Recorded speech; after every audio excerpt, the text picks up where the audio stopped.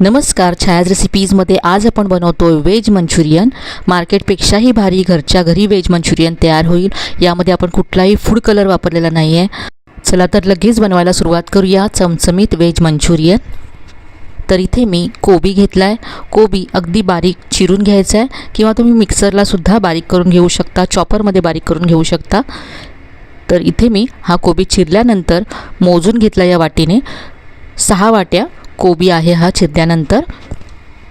आता यामध्ये आपल्याला शिमला मिरची घालायची आहे। एक छोट्या आकाराची शिमला मिरची चिरून यामध्ये घातली आहे। एक छोटा चमचा मीठ घातलं आणि आता हे मीठ कोबीला व्यवस्थित लावून घ्यायचं आहे आणि 5 मिनिटं कोबी असाच बाजूला ठेवून द्यायचा आहे, म्हणजे कोबीला छान पाणी सुटेल आणि नंतर हे पाणी आपण पिळून घेणार आहोत। तर इथे 5 मिनिटानंतर कोबीला छान असं पाणी सुटलं आहे। आता हे पाणी आपल्याला पिळून घ्यायचं आहे। जास्तीत जास्त पाणी याच्यातलं पिळून घ्यायचं। जितकं आपण कोबी कोरडा करून घेऊ तितकं आपल्याला यामध्ये पीठ कमी घालावं लागेल आणि पीठ कमी घातलं की आपलं जे मंचुरियन बॉल्स आहेत ते छान क्रिस्पी होतील। तर हाताने मी इथे असं पिळून घेते।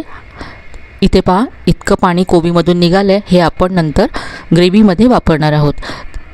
आता या कोबीमध्ये आपल्याला आलं आणि लसूण किसून घालायचं आहे आणि अर्धा चमचा काळी मिरी घातले। 1 चमचा इथे काश्मीरी लाल मिरची पावडर घातले, यामुळे रंग छान येईल। यामध्ये आपण फूड कलर वापरणार नाही आहोत। मिक्स करून घेतलं।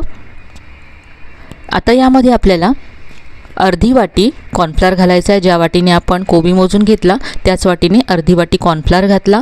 पाव वाटी मैदा घालायचा आहे आणि पाव वाटी यामध्ये तांदळाचं पीठ घालायचं आहे। तांदळाच्या पिठामुळे मंचुरियन बॉल्स आहेत ते छान क्रिस्पी होतील। तर इथे मी सगळं पाणी पिळून घेतलं आहे। पूर्ण माझा कोबी ड्राय झाला आहे, त्यामुळे इथे मला कमी पीठ लागलं। मिक्स करताना तुम्हाला जर असं वाटत असेल की पीठ कमी आहे, बाइंडिंग नाही आहे, तर तुम्ही यामध्ये आणखी अर्धी वाटी कॉर्नफ्लोअर घालू शकता। तुम्हाला बॉल्स करायचे आहेत आणि सुरुवातीला एक बॉल तेलात सोडून पाहायचा आहे। जर बाइंडिंग कमी असेल तर बॉल तेलामध्ये सोडल्यानंतर कुस्करू शकतो, म्हणून आधी एक तुम्ही फ्राय करा आणि जर तो कुस्करला तर आणखी थोडंसं कॉर्नफ्लोअर घालून तुम्ही पुन्हा पीठ मळून बॉल्स बनवू शकता। एकत्र बॉल्स घालू नका। तर इथे पहा, याला व्यवस्थित बाइंडिंग आली आहे आणि याचे असे बॉल्स होत आहेत। तर याचे मी असे छोट्या आकाराचे बॉल्स तयार करून घेते। इथे मी सगळे बॉल्स तयार करून घेतलेत। आता इथे तेल गरम करून घेतलं मी। तेल व्यवस्थित असं गरम हवं। तेल जर थंड असेल आणि तुम्ही बॉल तेलात सोडले तरीसुद्धा ते कुस्करू शकतात।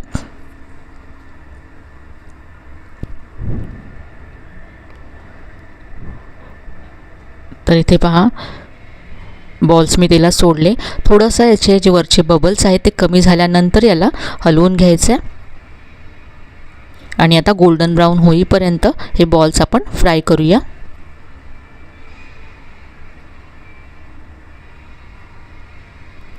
बॉल्सला खूप मस्त रंग आलाय, काढून घेऊया।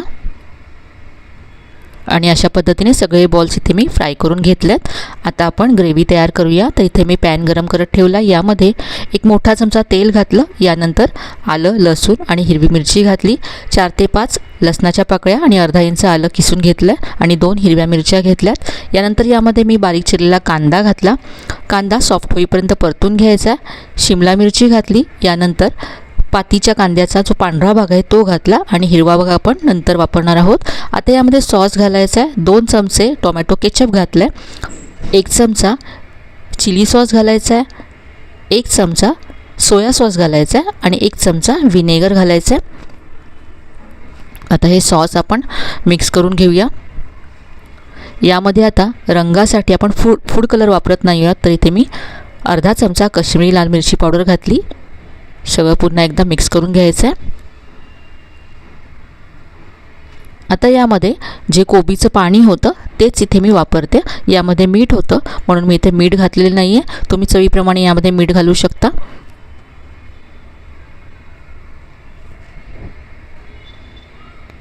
एक चमचा यामध्ये कॉर्नफ्लोअर घालायचं आहे। मिक्स करून घेऊया। तुम्हाला जर ग्रेव्ही जास्त हवी असेल तर पाणी आणखी यामध्ये तुम्ही घालू शकता। मी इथे ड्राय मंचुरियन बनवते त्यामुळे पाणी मी कमी घातलं आहे। याला उकळी काढायची आहे आणि उकळी आल्यानंतर यामध्ये फ्राय केलेले बॉल्स घालायचे आहेत। सगळं पुन्हा एकदा मिक्स करून घ्यायचं आहे।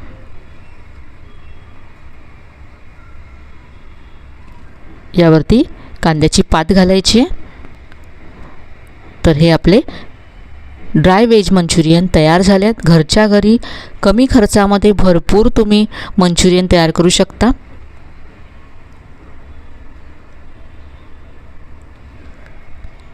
तर नक्की करून पहा. रेसिपी आवडली असेल तर व्हिडिओला लाईक करा, शेअर करा. चॅनलला अजून सबस्क्राईब केलं नसेल तर नक्की सबस्क्राईब करा. चला तर पुन्हा भेटूया अशा छान छान आणि नवीन नवीन रेसिपीसह. तोपर्यंत धन्यवाद.